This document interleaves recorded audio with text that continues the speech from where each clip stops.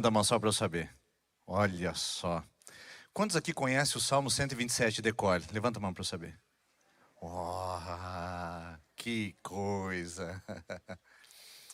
Você está vendo como que às vezes nós podemos usar ganchos culturais para que a gente possa, a partir disso, pregar a Bíblia? Então eu quero sim falar com você sobre essa música de Vinícius de Moraes, da década de 80. Foi regravada ou foi gravada em parceria com Toquinho e que foi cantada largamente e que faz parte do nosso imaginário coletivo, faz parte da nossa construção educacional, nas nossas escolas. Havia apresentação, teatro, tudo sobre isso, sobre a Casa Engraçada de Vinícius de Moraes. E eu queria cantar ela com você aqui. Nós vamos cantar uma música profana na igreja, me desculpe, mas ela é pedagógica e didática, porque é através dela que você vai memorizar os valores e os ensinos da palavra de Deus a partir disso. Então, eu trouxe a letra para você, para a gente cantar aqui agora juntos. E eu preciso que você agora contribua comigo e me ajude, tá bom? Não me deixe sozinho nessa. Vamos lá?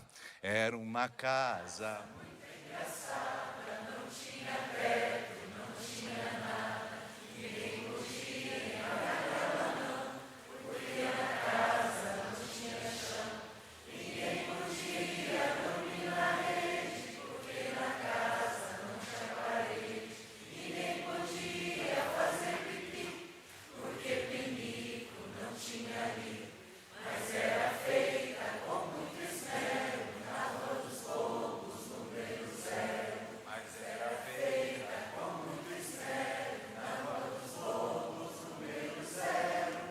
Muito bom, uma salva de palmas para vocês, que coral. Queria convidar você amanhã nos 3 cultos vir aqui apresentar essa música na frente da igreja. Essa canção, ela parte do pressuposto do seguinte: o esforço em cima de algo inútil. O esforço feito em cima de algo inútil. Ou seja, um trabalho, um esmero, uma entrega, uma aplicação, um suor, uma labuta, que ao final resulta em 0. Toda uma entrega, toda uma expectativa que ao final não traz sentido algum. É apenas a Rua dos Bobos no número 0, onde todo o esforço não teve resultado algum. Eu fui procurar nas escrituras o correspondente dessa música. E de onde foi que o Vinícius de Moraes talvez tenha tirado a sua inspiração de falar de algo cujo esforço é inútil. E eu encontrei o Salmo 127. Você conhece mais o Vinícius de Moraes que o Salmo 127. E o nosso desafio é sair ao final cantando o Salmo 127 e memorizando ele também tanto quanto a música de Vinícius, que diz assim: se o Senhor não edificar a casa, em vão trabalham aqueles que edificam. Eu estou citando na minha versão anterior, vou ler agora com você. Se o Senhor não for o construtor da casa, inútil será o trabalho dos construtores. Se o Senhor não vigiar a cidade, inútil será a vigília da sentinela. Inútil será para vocês levantarem cedo e dormir tarde, trabalhando arduamente por alimento, pois Ele, o Senhor, concede o sono a quem ama. Perceba bem quantas vezes a palavra inútil aparece nesse texto. E o Salmo 127, ele é um salmo da família, e você vai perceber isso daqui a pouquinho, quando nós aterrissarmos essa mensagem dessa noite. O Salmo 127 é um salmo que fala da casa, do lar, da estrutura familiar. E o salmista faz uma imposição agora dizendo: é inútil todo esforço, é inútil toda entrega, é construir na Rua dos Bobos, número 0, quando você não tem alguns valores, alguns princípios, alguns fundamentos totalmente necessários para a família. E então eu vou, a partir da música de Vinícius e do Salmo 127, fazer com que nós possamos repensar a edificação da nossa casa, para que o nosso trabalho não seja inútil, não seja um esforço sem sentido e que não traga para nós um resultado negativo ou neutro ao final de toda a nossa demanda e de todo o nosso labor. Então, a partir da Bíblia, nós vamos pegar alguns elementos. Preste bem atenção, eu não vou pregar a Bíblia em si, eu vou pregar a partir da Bíblia, pegando esses elementos, colocando e conectando para que a nossa casa seja uma casa abençoada, ao invés de ser uma casa engraçada. Afinal de contas, o que significa ser uma casa engraçada? Uma casa engraçada, perdão, é aquela casa que se zomba. Uma casa engraçada não é uma casa alegre. É uma casa que não faz sentido. É uma casa irônica. É uma casa que as pessoas riem dela por causa da forma como ela é estruturada, da maneira como ela é construída, como ela se apresenta. Ela tira um senso de riso, de gargalhada. Ela apresenta um aspecto circense. Ela possui um picadeiro. Ela tem a sua própria característica de apresentação. Só que o problema é que quem sobe nesse picadeiro e quem faz papel de palhaço, muitas vezes são os protagonistas da própria casa. Pai, mãe, marido, esposa, filhos, que nessa casa engraçada ocupam uma posição nada engraçada. Casas que estão sendo zombadas, ironizadas, famílias que estão sendo satirizadas, e não tem um lugar melhor do que a nossa sociedade, que não acredita mais na constituição familiar, que não acredita que a instituição casa é algo que deva crédito e que tenha valor nos nossos dias. Então sim, pode ser que a nossa casa seja engraçada. E de engraçado isso não tem nada. Porque se a nossa casa é engraçada, significa que os palhaços somos nós. Somos nós que estamos alegrando o mundo sem Deus, que está fazendo com que as pessoas aplaudam e gargalhem e até zombem numa atitude zombeteira da nossa vida, por causa da estrutura do nosso lar, da forma como administramos a nossa casa. Então eu quero ir na contramão, mostrando para você que casa engraçada é um desserviço ao nosso mundo. Nosso mundo não será transformado, a nossa sociedade não será impactada, a nossa igreja não será relevante se tivermos casas engraçadas. Casas que são uma piada literal, onde as pessoas olham e simplesmente se alegram com aquilo. Não porque ela é edificante, mas porque ela é irônica. Então eu quero conversar com você sobre isso. Eu quero olhar para você os fundamentos de uma casa engraçada, para que você, olhando para partir disso, possa fazer o caminho contrário. Porque se você não quer chegar ao resultado final, Rua dos Bobos, número 0, e fazer papel de palhaço numa casa onde você se esforçou a vida inteira para construir nada, então você precisa olhar para os fundamentos dessa música e perceber como é que uma casa engraçada se edifica. Uma casa muito engraçada, primeiro, ela não tem ninguém. Perceba quantas vezes a letra da música repete: ninguém podia, ninguém podia, ninguém. Porque numa casa engraçada, as pessoas não têm nome. Numa casa engraçada, elas não são vistas. Numa casa engraçada, as pessoas são ninguém. E aí você pode dizer: não, mas não é possível. Eu sei o nome do meu filho, eu sei o nome da minha filha, eu sei o nome do meu cônjuge, sei o nome dos meus sogros. Mas eu não estou falando de saber o nome, eu estou falando de saber a identidade, de conhecer quem está lá.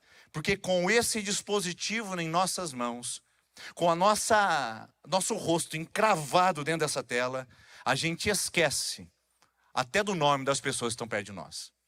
A gente esquece de quem eles são, a gente esquece dos seus desejos, das suas vontades, a gente esquece as suas aptidões, as suas competências, a gente simplesmente diz que a nossa casa não tem ninguém.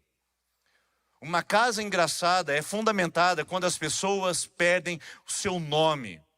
Elas não são percebidas, elas não são notadas.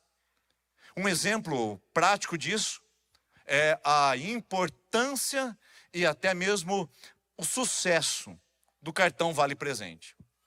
As pessoas dentro da casa se conhecem tão pouco, mas tão pouco, que no aniversário elas dão um vale presente um para os outros. Se você tem essa prática, eu não quero que você se sinta constrangido ou ofendido. Eu só estou dizendo que isso é um fenômeno. Por quê?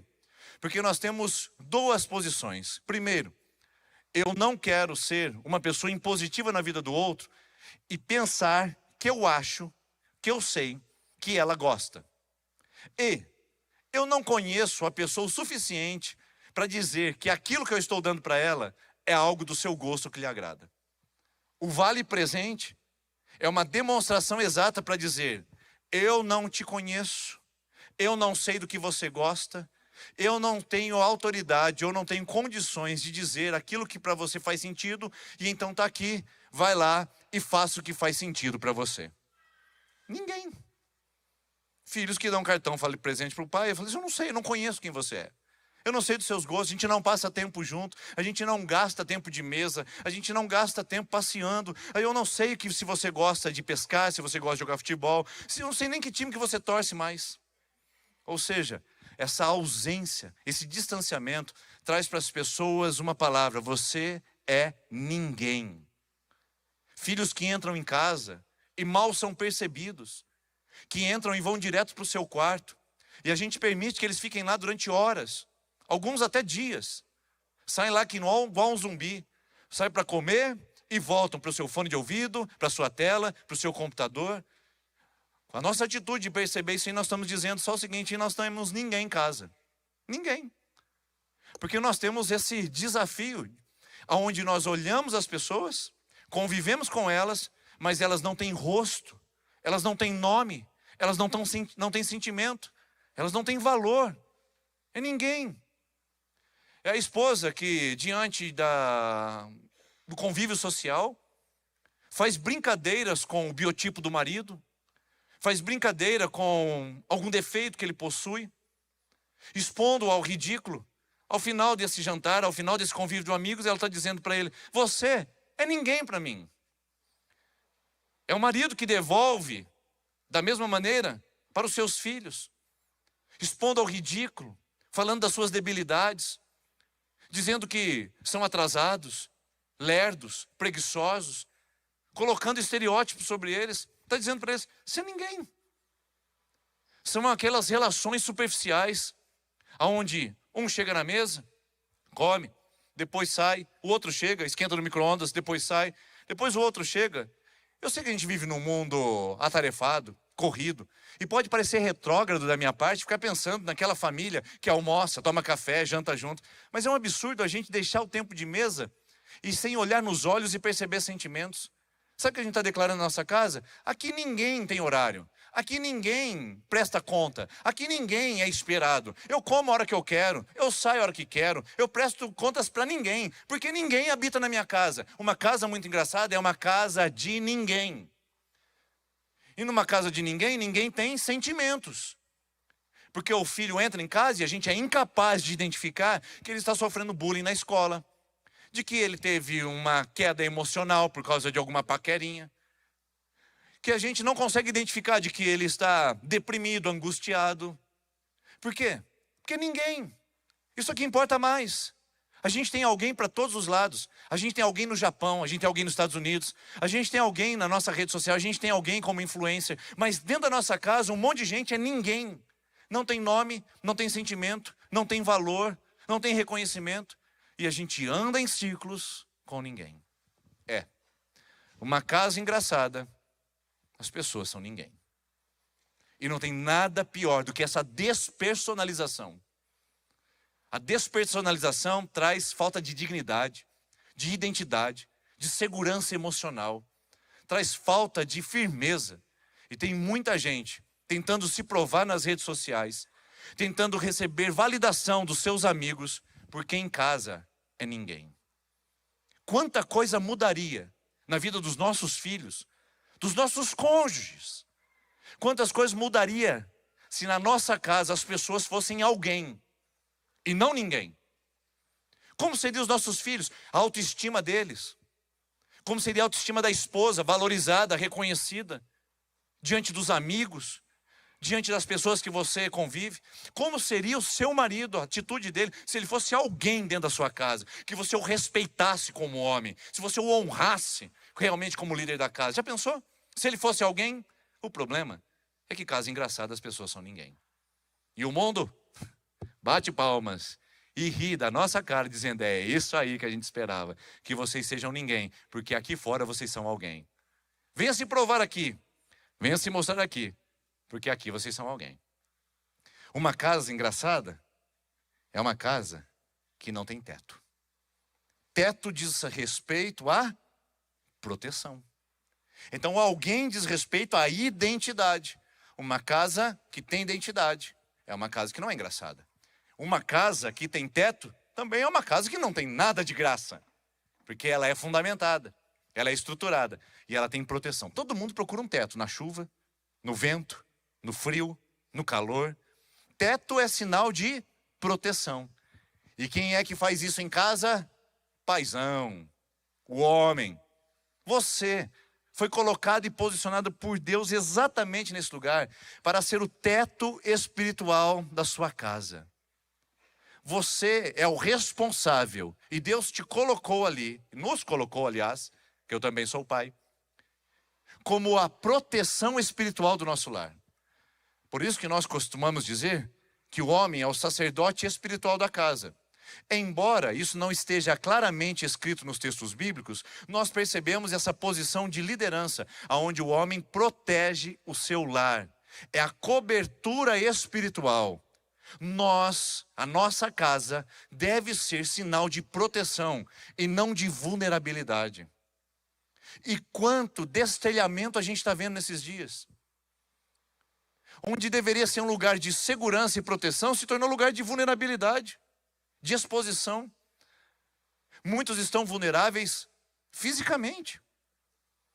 Pais e mães que, de uma maneira irresponsável, muitas vezes fecham os seus olhos diante de aproximações indevidas de amigos de confiança ou de pessoas do convívio que estão, de alguma maneira, explorando sexualmente os seus filhos.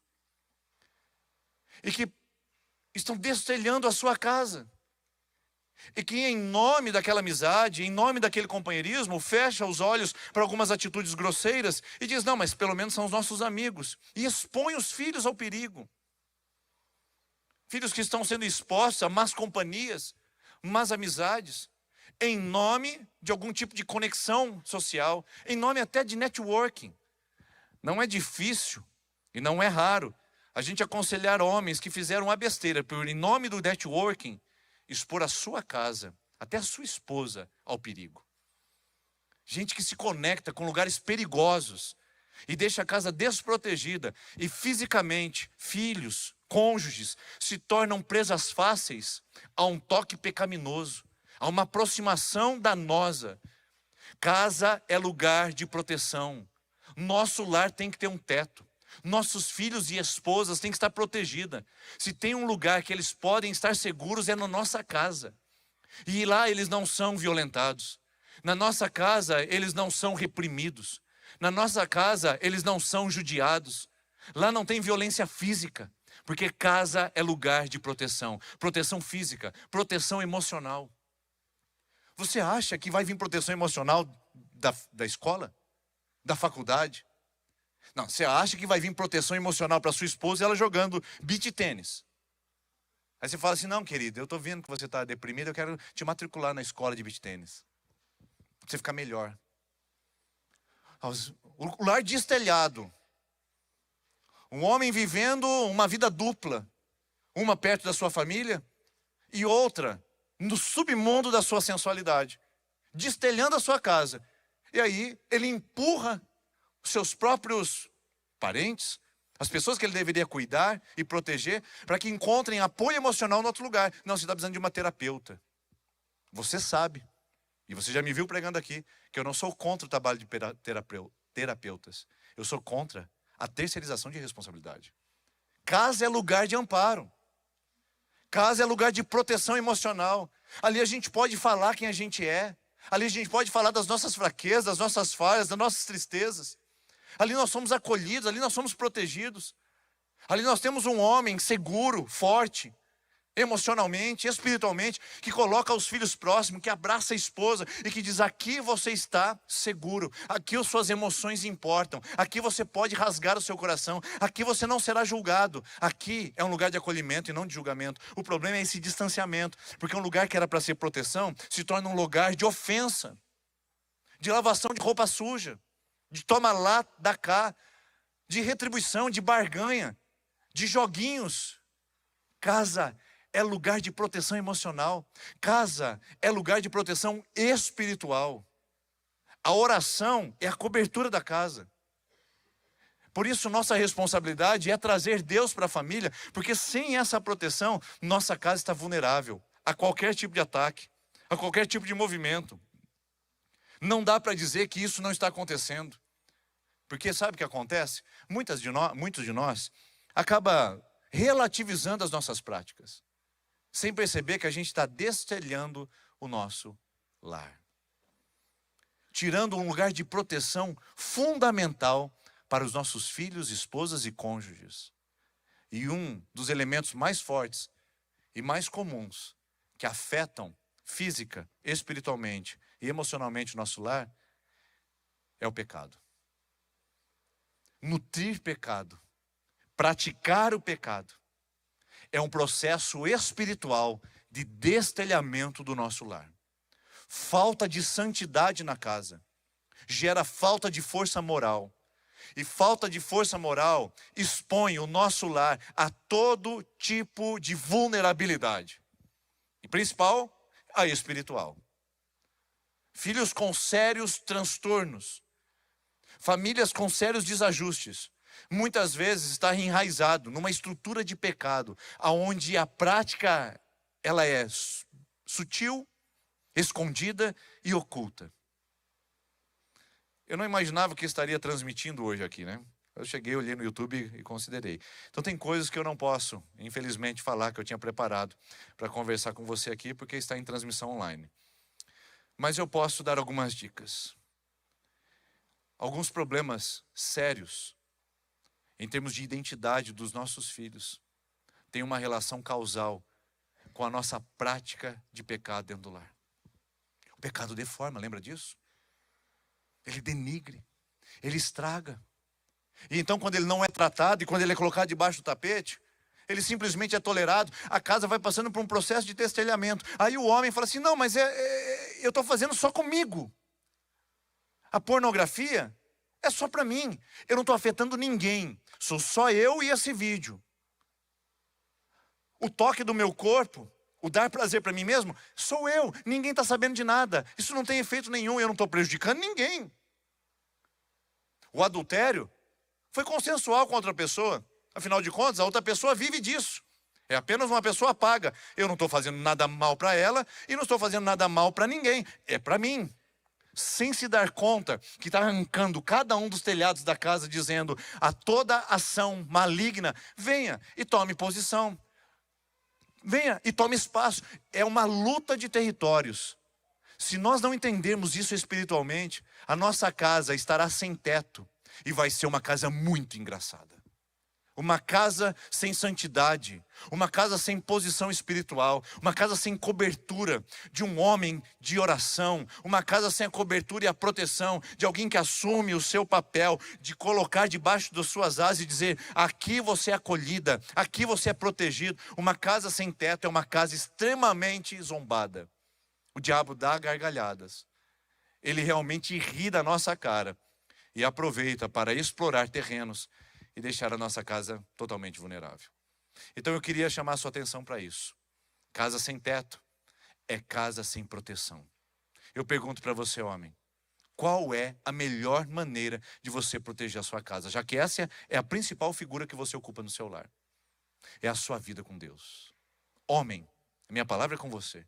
Sua vida com Deus, sua santidade, sua vida de oração é o teto da sua casa. As suas batalhas são vencidas na sua vida de consagração a Deus. Por isso, proteja o seu lar, proteja a sua esposa, proteja os seus filhos, proteja e saiba que isso acontece quando você se coloca em oração.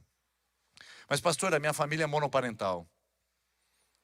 Meu marido saiu de casa.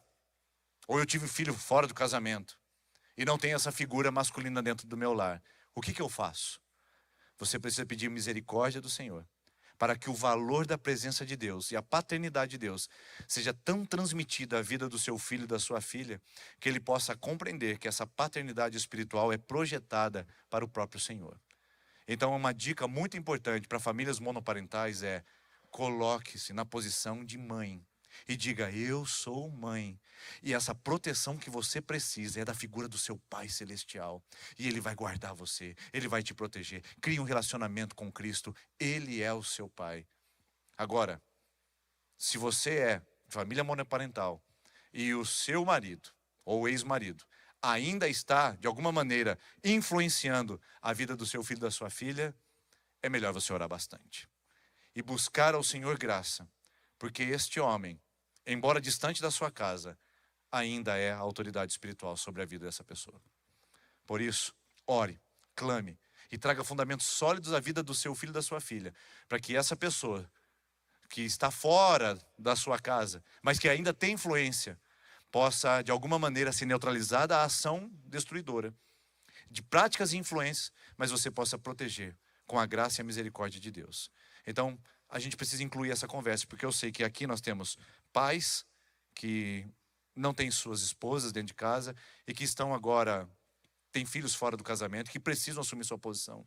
Então vai lá, é o seu filho, a sua filha, está distante, seja um homem de oração, seja um exemplo para ele e para ela, mesmo que você não conviva, mesmo que seja a cada 15 dias em guarda compartilhada, você é a autoridade espiritual. E para você, mãe, que tem que entregar o filho a cada 15 dias, ore e clame a Deus, para que Deus mude o coração desse homem e transforme num homem de Deus. Mas caso isso não aconteça, que Deus tenha misericórdia e graça do seu filho, para que ele receba o melhor de Deus a partir da sua vida e essa figura seja protegida também. Uma casa engraçada também não tem nada. Vocês perceberam lá?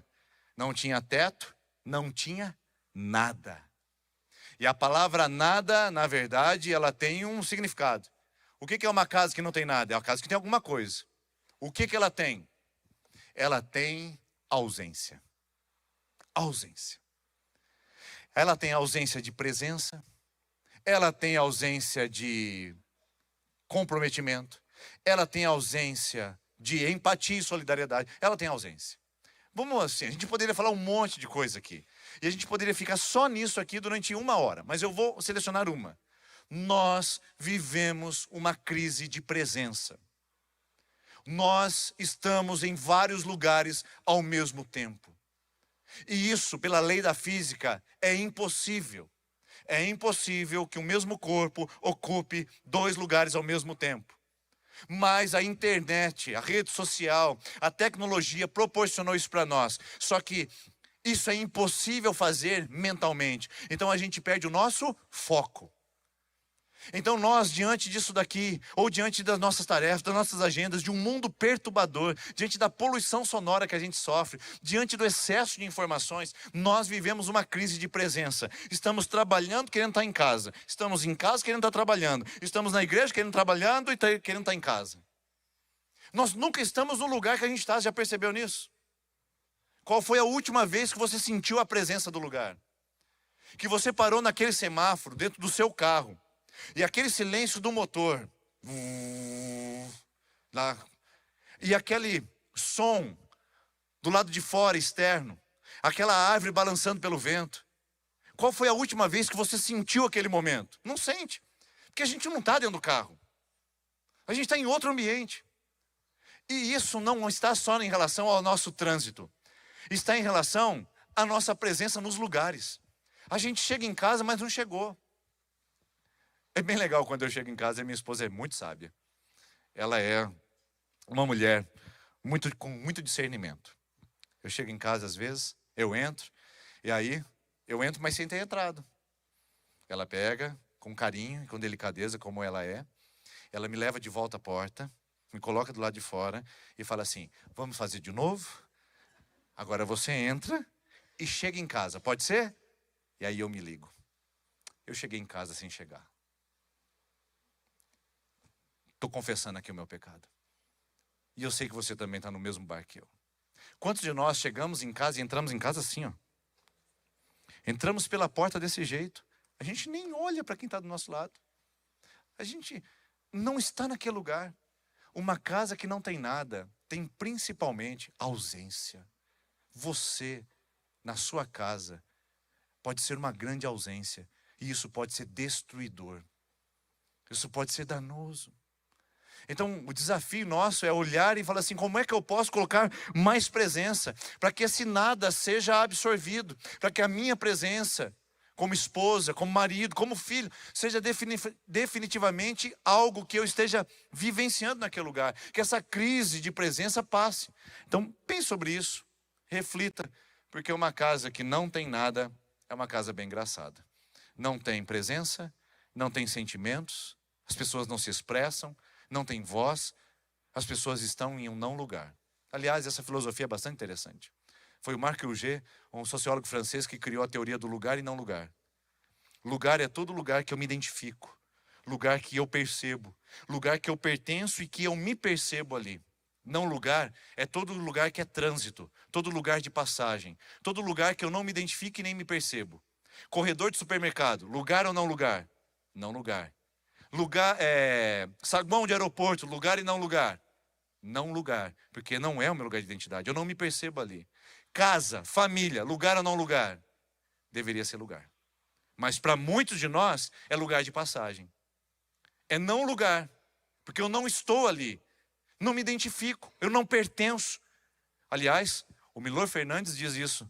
Ele usa uma frase maravilhosa que diz assim: a família se tornou, nos nossos tempos, uma república de pessoas que mal se conhecem e que têm a chave da mesma casa. Às vezes, a nossa família é apenas um conjunto de pessoas que só têm a chave da mesma casa. Vamos adiante, o tempo está passando. Nessa casa não tem chão. Essa casa engraçada não tem chão.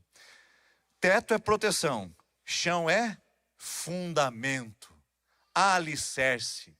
É uma casa que tem princípios e que tem valores claros e definidos. A cultura da nossa casa é essa. Ah, porque na casa do meu amigo, a casa dele é a casa dele, a nossa é a nossa. Ah, porque agora no mundo pós-moderno, tem a sua cultura. Nós temos a nossa como casa.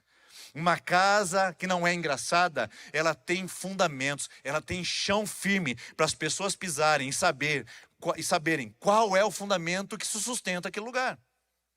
Preste bem atenção numa coisa. Quando você vai numa empresa, ou você que tem a sua empresa, ou você que trabalha na empresa, quando você entra, a primeira coisa que tem é nossa missão, nossa visão e nossos valores. Por quê? Porque aqui é o nosso jeito de ser. A nossa forma de agir está baseada na nossa visão, na nossa missão e nos nossos valores. Nossa missão: transformar os nossos clientes em pessoas melhores com os nossos produtos. Nossos valores: excelência, entrega, responsabilidade, atitude, companheirismo e time. Tá vendo? São valores. Você tem isso na sua empresa e não tem na sua casa. Não deixou claro. Não mostrou. Aqui em casa é assim. Esses são os nossos valores. Esses são os nossos princípios. Uma casa sem princípios e valores bem delimitados é uma casa bem engraçada. Porque cada um faz o que quer. Porque não está definido. Cada um é dono da sua própria atitude, da sua própria cultura. Então, importa a cultura da casa alheia, importa a cultura do mundo, importa a cultura do influencer, traz para dentro da casa e diz: não, tá bom, aqui em casa tudo é permitido. Isso não pode acontecer. Jesus disse em Mateus 7:24, que o homem sábio edifica a sua casa, olha a palavra mais uma vez, sua casa sobre a rocha. Preste bem atenção nisso. Rocha, fundamento, alicerce. Uma casa que não é engraçada tem fundamentos, tem princípios. O Salmo de número 11, versículo 3 diz o seguinte: quando os fundamentos são destruídos, o que pode fazer o justo? É uma pergunta. Quando os valores são destruídos, quando os princípios são totalmente abalados, o que uma pessoa de bem pode fazer? Por onde ela caminha? Como que ela reage? Então o que está faltando nos nossos dias, e que está tornando as nossas casas engraçadas, é a nossa negociação com os princípios e valores anti-reino, transformando eles em cultura familiar. Então o pai tolera que a filha com 12 anos beija na boca. Tolera que o filho com 16 anos já tenha a sua primeira experiência sexual. E aí, sabe o que vai acontecer? Ele vai ter a sua primeira experiência sexual com 16 anos, mas hoje a gente percebe que uma geração que precisa de pelo menos 10 anos de adolescência. Então eles vão basicamente dos 12 aos 22, de pré-adolescente, perdão. Depois eles vão do 22 até o 32 de adolescência. A nossa geração, a adultez está chegando em torno de 35. Meu Deus. E sabe o que ele vai fazer, esse menino de 16 anos? Ele vai transar com a primeira menina aos 16, aos 15, e vai ter pelo menos 10, 15, 20 parceiras sexuais, até os 34 anos ele resolver assumir um compromisso com alguém. Se resolver. Porque afinal de contas tem tudo de bandeja, sem pagar boleto, imagina só. Por quê? Aonde ele recebeu isso? Dentro de casa. Porque a cultura relativizou as coisas. A cultura relativizou o casamento. A cultura relativizou a construção da família. E tolera. Então assim, negociações, barganhas, para manter o embirradinho, o mimadinho da casa, para ele ficar bem na fita, para a gente não ter conflitos em casa. É um absurdo isso, por exemplo. Não pode namorar antes dos 15 anos. Eu, particularmente, acho que 15 anos é muito cedo. Mas você falou isso para sua filha. Com 14 anos, ela falou para você: ah, mas eu tô gostando, e ele não sei o quê, ele não sei o quê. Aí você fala assim: tá, mas só aqui dentro de casa, tá bom? Falta de princípio, falta de envergadura. Palavra é palavra. Está dito, está dito. Não tem negociação, é princípio. Princípio a gente não negocia, a gente não ajusta. A gente simplesmente diz: é assim aqui na nossa casa. Não converse comigo sobre namoro antes dos 18 anos. Conversou? Não, eu falei para você: não converse comigo. Não, mais que, não converse comigo. É princípio. É princípio que você não vai fechar a porta do quarto quando você for namorar dentro de casa. Não vai, é princípio. Você não vai ficar sozinha depois das 11 horas da noite. Não vai, é princípio. Você não vai chegar depois, é princípio. A gente tem que delimitar uma casa que não tem valores, que não estabelece. Aqui em casa a gente come na mesa pelo menos uma vez por dia. Aqui na casa a gente faz o devocional todos os dias, ou uma vez por semana em família. Aqui em casa a gente estabelece a presença de Deus, a reverência. Aqui em casa a gente não coloca essas músicas promíscuas. Aqui em casa a gente tem a nossa cultura de ser. O pai respeita a mãe espera o pai chegar, a mãe se prepara para poder estar com a família toda. Aqui em casa as coisas são assim. Princípios. Colocar chão. Sabe o que eu estou vendo? Uma geração que não tem chão. E eles precisam disso. Essa geração precisa desse chão. Para pisar seguro e falar: onde é que é o caminho? Por onde é que eu vou? Eu pergunto para você: sua casa, se ela for engraçada, será que ela não está faltando princípios e valores? Exercício. Senta na mesa na próxima refeição e diz: o que a nossa casa tem de melhor? E o que a nossa casa tem de pior? Faz um exercício básico. E você vai perceber onde estão os valores. E o que for de pior, você pode estabelecer novos valores para corrigir rota. Comunicação. Aqui em casa ninguém fala alto. É um princípio. Aqui não tem gritaria. Opa, levantou a voz, a gente tem um outro argumento. Por exemplo, quando eu e minha esposa nos casamos, nós temos personalidades fortes. Tanto ela como eu. Ela mais que eu, né? Não tem direito de resposta, né? Mas a gente percebeu o seguinte: que fizemos um acordo logo no começo do nosso noivado. Quando a gente começou a discutir por alguns assuntos, começou a levantar a voz, o outro levanta a voz, o outro levanta a voz, e isso não tem fim, não é verdade? Então a gente combinou o seguinte: na nossa vida conjugal, quando um levantar a voz, o outro tem autorização para sair e deixar falando sozinho. E a gente não vai olhar e vai dizer: volta aqui, eu estou falando com você, está me desrespeitando. É um combinado. Desde o nosso noivado, faz 20 anos. Se alguém levantar a voz, não tem mais conversa. O outro vira e sai. E isso tem dado certo nesses 20 anos. É um combinado, é um princípio. Em casa não tem voz elevada. E aí, sabe o que acontece? Em casa é uma gritaria, um problemaço. Falta valor. Quem é que define isso? A casa, a família, o pai, a mãe. Um fundamentando o outro, um sustentando o outro. Princípios e valores sustentados ali. Bom, vamos para o próximo, vai. Nessa casa não tem parede. A casa engraçada não tem parede. Se chão é fundamento, parede é o quê? Limite. Parede define os lugares, cada um no seu quadrado. Como diz um filósofo popular brasileiro que escreveu algo impressionante, de grande profundidade: ado a ado, cada um no seu quadrado. É profundo. Parede coloca limites e diz o seguinte: é até aqui que a gente vai, daqui para lá não. As figuras são definidas. Quem é pai em casa? Quem é mãe em casa? Quem é filho em casa? Quem é a sogra em casa? Se ela mora junto. Papéis definidos para trazer leveza, para trazer combinados na casa. E quando não tem parede a casa, todo mundo transita por esse lugar, todo mundo se acha dono de todos os ambientes, de todos os setores. E falta muitas vezes envergadura para colocar e definir os papéis, aonde haja correspondência a isso.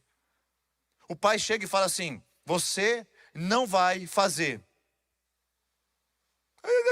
Não vai, já está definido. Aí o pai sai. Aí a mãe chega e fala assim: por que você está chorando? Aí o pai... Seu pai está estressado. Seu pai está uma mala essa semana. Não, faz sim. A mãe depois resolve isso. Avançou uma fronteira. Esse negócio assim, vai lá, pergunta para sua mãe. Avançou uma fronteira. Papéis estão distintos. Cada um tem o seu lugar. Eu não quero ser redundante. Se você ainda não ouviu falar sobre isso, semana passada a gente deu uma pincelada sobre esse assunto. Em agosto do ano passado, eu preguei uma mensagem de 45 minutos aqui, 50, sobre papéis familiares, e você pode acessar para poder explorar um pouquinho mais sobre isso. Parede é definição de limite, e limite também tem a ver com disciplina. Tem a ver com colocar as coisas no seu devido lugar. Sabe que a gente está vivendo uma geração altamente indisciplinada. Uma geração altamente frágil, porque está faltando posicionamento, está faltando definição de papel. E quem é que faz isso muitas vezes dentro de casa?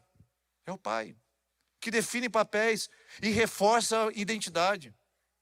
O pai, segundo a psicologia, é o responsável por trazer sobre a vida do filho e da filha destino. É o pai o responsável também de colocar limites.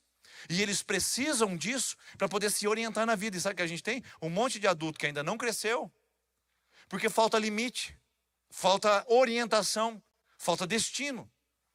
Então o camarada, ele começa a fazer o curso de agronomia, aí ele muda para letras, depois ele para o estudo, abre um lava-jato, resolve parar o lava-jato e morar no exterior, aí ele volta e resolve comprar uma câmera e fazer agora mídia social. É o resultado dessa geração. Onde não tem destino, onde não tem clareza. Porque se falta clareza de papel, se falta clareza de posição, vai faltar clareza na vida. Quem eu sou nesse mundo? Quando a criança nasce, o que ela faz? Ela chora. Por que ela chora? Porque o mundo é grande demais para ela. Ela estava cheia de limitezinhos, ela estava confortável naquele lugar. Aí ela chora porque tem muito espaço. A nossa geração precisa de a gente poder reduzir melhor esses espaços. E a nossa casa é esse lugar de colocar princípios, estacas, limites, valores e ir cercando para que possa conduzir dentro desse ambiente. Porque senão vai chorar. Porque o mundo é amplo demais. E essa falta de orientação vem da nossa casa. E isso está muito relacionado com disciplina. Eu queria mostrar para você aqui uma matriz que fala sobre a matriz de disciplina. Eu não sei quantos aqui têm filhos na idade ainda que dá para poder ter uma conversa séria. Se ele mora dentro da sua casa com 35 anos, dá para você usar isso aqui. É matriz de disciplina. Porque tá debaixo do teto, meu filho, é o seguinte, tem que fazer, é o pai e a mãe mesmo, tá? É o seguinte, nós temos nessa matriz um lado onde é alto e um lado onde é baixo. E tem que tomar cuidado com esse ambiente aqui, com esse movimento. Por quê? Quando seu conteúdo que você vai expressar é baixo e a sua ação é alta, você tem aqui nesse lugar a tirania. Tá vendo? O ambiente alto com conteúdo baixo. Por quê? É assim. E você agora está de castigo, e agora eu te tirei isso aqui, e agora... Não tem conteúdo, só tem ação. Isso é tirania. Muita ação, pouco conteúdo, tirania. Esse tipo de educação vai gerar pessoas inseguras. Pessoas, às vezes, rebeldes. Porque rigidez demais extrapola os limites também uma hora. Tá?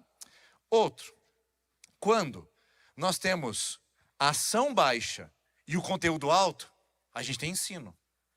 Existem condições onde isso pode ser favorável. Onde você não precisa de ações firmes, mas precisa de uma boa conversa. Onde o conteúdo é alto. O ensino, a aprendizagem, o exemplo. Então aqui você mostra uma outra forma de disciplinar através do ensino. Quando nós temos ação alta e temos conteúdo alto. Eu estou tirando isso daqui para você, Eu agora estou te punindo por causa disso. E aqui eu quero ensinar para você que causas e consequências. Porque na minha vida, porque quando você for adulto, eu quero mostrar para você a vida. Eu quero dizer que as coisas não são fáceis. Ele está lá tampando o ouvido. Não tem problema. Você vai ensinar com ação. Você vai disciplinar. Essa é uma palavra que falta na nossa geração e falta nas nossas conversas. Agora, o pior de todos, que transforma uma casa engraçada, que não tem parede nenhuma, aonde o filho manda e desmanda, a esposa, o marido não tem papéis definidos, aonde há uma algazarra, aonde não tem clareza de propósito, é esse aqui, ó. Quando o conteúdo é baixo e a ação é baixa, a gente tem a negligência, a gente tem a ação omissa. Não, mas vai passar. Faz de conta que eu nem vi. Eu não estou com cabeça para isso essa semana. Fala para mim, é fácil disciplinar? É difícil, gente. Cansa, não cansa? E a gente não fica mal? Quando você tem que ir lá e falar assim, daqui. Me dá aqui o celular. Hoje você não usa mais. 3 dias sem. Não é difícil? Não é difícil você falar assim, porque os seus amigos estão indo, mas você não vai poder ir. Por quê? Porque a gente é combinado que você conseguiria recuperar aquela nota. Você não recuperou e era o combinado. Se você não recuperasse, você não iria naquela viagem. Não é difícil? Não dá uma dor no coração? Mas quando você só faz e não ensina, é tirania. Agora, a melhor maneira é quando você faz e ensina. Isso é disciplina. Ensina pelo exemplo, ensina pela palavra, ensina pela ação. Mas o pior de tudo, o pior, além da tirania, é a negligência. É quando você fecha os olhos e fala, eu não estou com cabeça para isso. A minha semana já foi difícil demais para resolver esse problema. Eu falo, se você não resolver esse problema, quem vai resolver? Nós temos uma sociedade de pessoas delinquentes, tá bom? E delinquente não é só quem comete atos de crime. Delinquente é quem não tem noção de causa e efeito, de causa e consequência. Temos muitos delinquentes, muitos. É gente que não sabe que aquela causa traz uma consequência na vida do outro. Traz uma consequência sobre si mesmo. Porque não foi ensinado sobre isso. Disciplina é a maneira. Então, por favor, entenda que uma casa engraçada remove parede. Porque não quer desconforto. Mas parede pode parecer desconforto. Só que protege também, guarda e delimita. E quase acabando. Numa casa não tem pinico. Agora eu quero saber, né? E agora, pastor, vai pular essa parte, né? Não tem nada para falar da Bíblia. Tem sim. Tem. Vamos lá. Você está fazendo uma viagem com o seu marido. E aí você acabou tomando 2 garrafas de água com gás nessa viagem. E aí o ar está gelado demais. E você sabe que a combinação perfeita para uma bexiga esticada é água com gás com ar gelado. É impressionante. E aí você começa. Vai parar que hora? Tem posto? Querida, só daqui 30 quilômetros. 30 quilômetros? Meu Deus do céu. Como é que eu faço para aguentar? E disfarce. Aumenta o som. Abre a janela. Onde vai parar? Vai parar. Não, não para. E aí você tá lá, meu Deus do céu, vai parar, vai parar. Aí o marido fala assim, 5 quilômetros, 5 quilômetros, 5 quilômetros. Meu Deus do céu. 5 quilômetros, tá bom, eu aguento lá. Aí o carro começa a parar no estacionamento e fala, não vou aguentar. Não vou aguentar. Aí você vai correndo. Aí, onde que é o banheiro? Não, tem que passar pela catraca, pegar aquele negócio. Meu Deus do céu. Aí passa pela catraca, pega um negocinho e sai correndo. E aí o jeito que vira a porta do banheiro já vai desabotoando tudo e já vai puxando assim.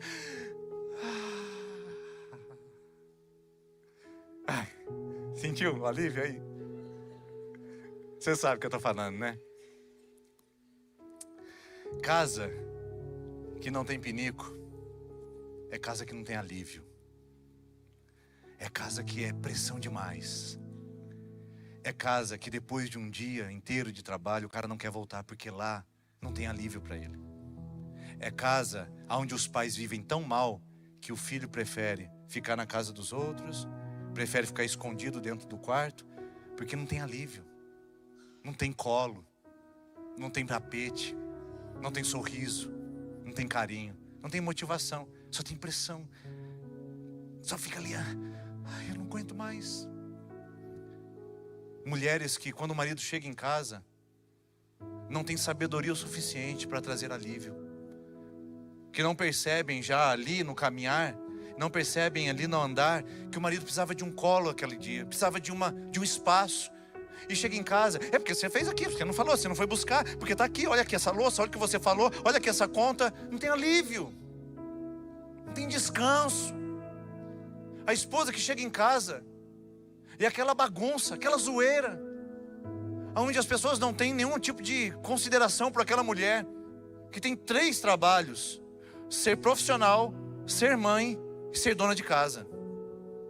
Enquanto o homem trabalha em um trabalho, ela tem 3. E ela chega e não tem respeito, não tem reverência, não tem carinho. É uma pressão. Por isso que ela pega a raquete de beach tênis e vaza mesmo. Fala, pelo amor de Deus, alguém resolve isso aqui. Porque fuga. E não tem nada pior do que a gente fugir da nossa casa. Casa é lugar de alívio. Casa é lugar de descanso. Casa tem que ser lugar de refrigério. No trabalho tem pressão demais. Na escola tem pressão demais. Na vida tem pressão demais. O lugar de despressurizar, o lugar de descomprimir, não é naquela academia com uma pessoa que mal você conhece. Não é na rede social rodando aquele negócio no scroll infinito. Não é você gastando mais naquele aplicativo de compras. Aliviar a sua alma é casa, é gente, é olhar, é colo, é abraço. Você sabia que o Deus colocou em nós um hormônio chamado ocitocina? Ele só se libera na nossa vida, trazendo senso de pertencimento e de alívio quando a gente fica mais que 30 segundos abraçado com alguém. 30 segundos. Deus implantou em nós porque a gente precisa de corpo, a gente precisa de relacionamento. E não é o toque sexual, é o toque de alívio, é o toque de graça, é o toque de amor. Qual foi a última vez que você foi alívio para o seu marido? Alívio para sua esposa? Alívio para o seu pai? Seu pai e sua mãe têm responsabilidade demais, e você traz mais pressão. Esse ato de rebeldia, de incoerência, esse dono do mundo, nariz empinado. Seja mais sensível. Olhe para sua casa. Você não é responsável pelo bem-estar dos seus pais como casal, mas você é responsável também, filho, por um lar menos pressão, mais despressurizado, mais refrigério. Que a nossa casa seja um lugar de refrigério, de repouso e descanso, e não de pressão. Que na sua casa tenha pinico, sim. E que seja um lugar onde você não tenha uma casa engraçada, mas uma casa abençoada, onde tem muito alívio na sua casa. E por fim, é uma casa feita com muito esmero. As pessoas se esforçam. No final das contas, dá um trabalho danado para construir uma casa que não tem graça nenhuma. Uma casa que não é engraçada, mas é desgraçada, dá trabalho do mesmo jeito. Porque você vira de noite na cama, você toma mais uma latinha para afogar as mágoas, você evita conversas difíceis e tem aquela sensação horrível de você estar sendo diminuído. Ou seja, dá o mesmo trabalho, só que é um esforço inútil. O Salmo 127 fala: inútil é você tentar edificar uma casa que não tem a bênção de Deus, sem parede, sem chão, sem teto, sem pinico. Uma casa que não tem a estrutura da graça de Deus vai ser só uma casa engraçada. Por isso, a palavra para você e para mim hoje, como família, é olhar e saber se a gente não está aplicando esforço demais naquilo que não vale a pena. Você está trabalhando demais, ganhando dinheiro demais, você está cuidando do seu corpo demais, você está tentando comprar demais, está tentando trazer conforto demais, você está tentando ser rígido demais, você está tentando ser visual demais ao mundo, está tentando aplauso demais, você está tentando corresponder às expectativas dos seus pais demais, está fazendo um esforço grande demais, e é uma casa engraçada, que o diabo zomba e que o mundo ri. Está se esforçando demais por um trabalho inútil.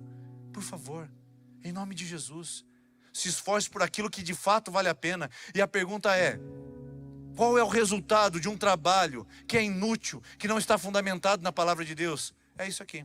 A gente volta onde tudo começou. Rua dos Bobos, número 0. Então, se a casa é engraçada, é porque tem bobo dentro dela. Os meus filhos não são bobos desse mundo. A minha esposa não é uma boba para esse mundo. Eu não sou um palhaço para esse mundo. Eu não vou fazer uma casa engraçada para as pessoas rirem. E eu espero que você esteja entendendo onde é que a gente quer chegar com isso essa noite. Porque numa casa engraçada tem muita gente boba. E o seu papel é trazer de identidade, dignidade. Trazer a sua casa a ser de alto nível. Não financeiro, mas alto nível moral, espiritual. Um alto nível de seriedade, de responsabilidade. Um alto nível de beleza, de leveza. Uma casa de alto nível, não uma casa engraçada, deformada, desfigurada, fruto de trabalho de tolo. Porque se tem bobo dentro de casa, tem tolo trabalhando por ela. E serra, e corta, e sobe, e desce. E no resultado, isso faz nada. E dá para nós igual a zero. 0 vezes 1, 0. 0 vezes 10 mil, 0. 0 não muda nada. Sabe por quê? É 0. Por isso que a palavra de Deus diz que quando nós casássemos, nós seríamos 2 em 1. A gente não é 0, a gente é 1. E com Deus, nós tornamos agora um potencial de transformação desse mundo. Então, eu pergunto, como é que eu faço para construir uma casa que vale a pena, ao invés de fazer trabalho inútil? Como o Vinícius Moraes disse na sua palavra, na sua canção, e como o Salmo 127 mostrou para nós. Vamos lá de novo? O Salmo de número 127 diz: se o Senhor não edificar a casa, em vão trabalham aqueles que edificam. E qual é a sequência do Salmo 127? O 128. Teologicamente falando, na estrutura do Antigo Testamento, o Salmo 127 e 128, eles estão juntos. Eles são o mesmo Salmo. Eles foram divididos posteriormente, mas eles são o mesmo Salmo. Se o Senhor não edificar a casa, é uma casa de bobos, é uma casa número 0, é um esforço inútil. Deus tem que vir para a base dessa casa. Por quê? Bem-aventurado o homem que teme ao Senhor e anda nos seus caminhos. Dá uma olhada nos papéis, nos lugares, e dá uma olhada numa casa abençoada. Pois do fruto do seu trabalho comerá, feliz será, e tudo irá bem. A sua esposa será como uma videira frutífera ao interior da sua casa, e os seus filhos como rebentos de oliveira ao redor da sua mesa. Eis como será abençoado o homem que teme ao Senhor. Está tudo aqui. Salmo 127, trabalho inútil é tirar Deus da sua casa. Você vai ter uma casa sem parede, sem chão, sem teto, sem pinico, sem ninguém, sem nada, com muito esforço, mas casa de bobo. Agora, quer ter uma casa abençoada? É esse aqui. Coloque Deus como base e assuma sua responsabilidade como edificador dessa casa. Trabalhe, se esforce, mas se o Senhor não edificar, em vão trabalhar aqueles que edificam. Vamos ficar em pé? Vamos orar juntos nesse momento? Nós temos uma canção para finalizar essa noite.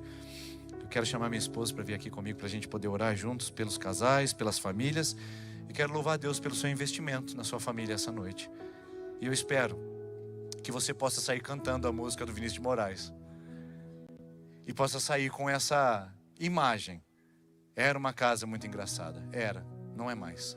Não tinha teto, não tinha nada. Ninguém podia entrar nela não, porque na casa não tinha chão. Ninguém podia dormir na rede, porque na casa não tinha parede. Ninguém podia fazer pipi, porque pinico não tinha ali. Mas era feito com muito esmero, na rua dos Bobos, número 0. Dá uma olhada nessa canção, nessa poesia, e leve para a sua vida. Sabe o que acontece aqui essa noite? Você nunca mais vai esquecer de como edificar a sua casa. Numa casa tem proteção. Numa casa tem fundamento. Numa casa tem alívio. Numa casa tem limites. Numa casa tem gente com nome, sobrenome, sentimentos. Numa casa tem presença. Numa casa tem trabalho árduo, mas numa casa tem a bênção de Deus. Cante essa canção ao contrário e você vai ver uma casa abençoada na sua vida. Em nome de Jesus. Vamos cantar? Não a do Toquinho agora, mas vamos cantar uma canção de consagração da nossa vida. Vamos fazer isso, depois nós vamos orar juntos.